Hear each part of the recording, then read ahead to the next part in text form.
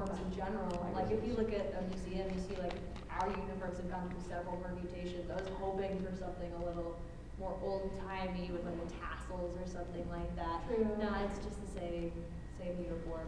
And then we get like discount Hanji. Like I keep looking at her and thinking her name is Hanji, and I can't for the life of me. Oh, yeah, that's with, like, right. It's like Oh, Hanji with the like pointed glasses. Yeah, so the, So Hanji is an ancestor potentially.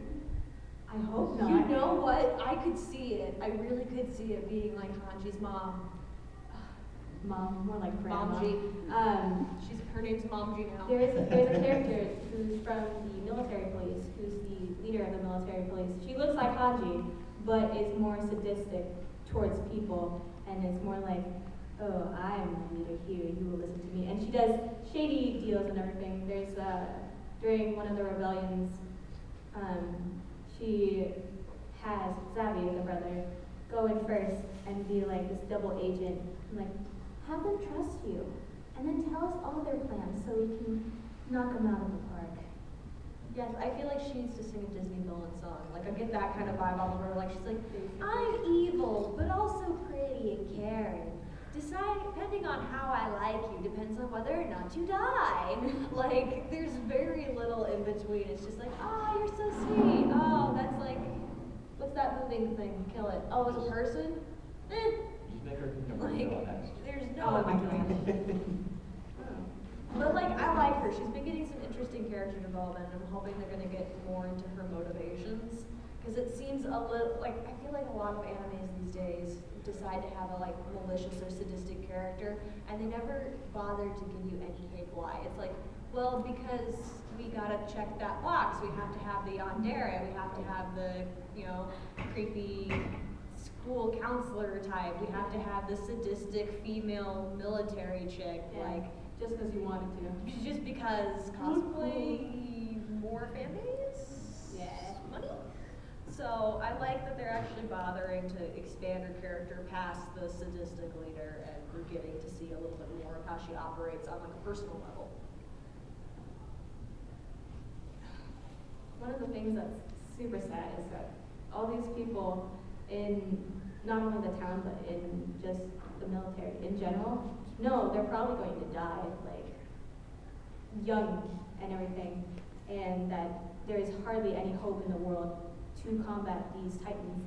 A lot of the times in the manga, it's referenced that they're like in a cage, and all these titans are around them, looking at them like a fancy bird.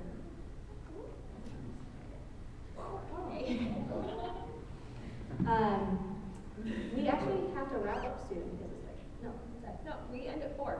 Oh. Yeah, we 3 to Oh, 4. we have 30 minutes left? Yes. What? So just go with the whole thing for the fall. Without Yeah. spoiling it, no one wants to be spoiled. Yeah.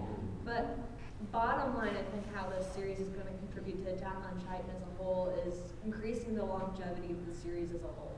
That the manga is actually starting to wrap up, and it makes me sad. I don't want it to end yet. And I think that's the real purpose of this series by going backwards, is not just to build the world up, but to keep the fan base alive. That I feel like it's already on volume 15. We have, I think, 8 volumes in state on like online reading illegally. But I mean, once our canon storylines can be published and all these like small nuggety spin-offs are done, then we're gonna have Before the Fall to fall back on and keep Attack on Titan's fan base alive for at least, I'd say, 3 or 4 more years. It brings in an important question of like, when these characters are done with their story, like how does the world continue? Like Eren and his whole entire squad are like making progression in like history and in like Titan shifters and like changing things way big and not even knowing it. But like once that's all good and done, who gets to take up the battle? Like what happens to society, and do they get to break out of this cage like more than they already have, like stepping out of the cage and flying away?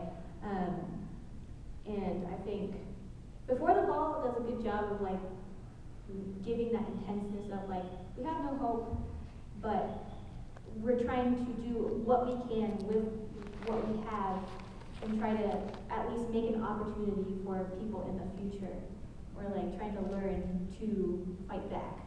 I think the theme of hope is actually stronger because they're making all these advancements. Mhm. That once we get to Attack on Titan proper, we kind of get to the sense of hopelessness. Like they got all these weapons, they got all this, and nothing changed. Yeah. Whereas in Before the Fall, they're like, oh cool, we have nukes now. Let's use them, and we'll win the war, and everything will be over with.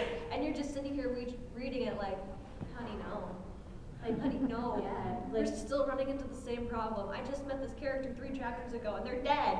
Yeah, it's when you read Before the Fall, you expect characters to die only in maybe a chapter or a few chapters after. You can't have too much of a link with them, and I think that's something that the author actually does really good with, because it's like they're characters and they have their own personalities and everything, and they have their own traits, but they're to the point where they're distant enough for you to be like, not cry about them once they die, because it's so normal for these characters to die that it's just like, will he? Kind of like Game of Thrones or King's Game. They are doing a better job at like building a party up. I feel like Attack on Titan, we started with this huge party that we knew very little about, and they just kept on weeding people off and writing them out in different ways. And you're like, wait, but I just got attached to you.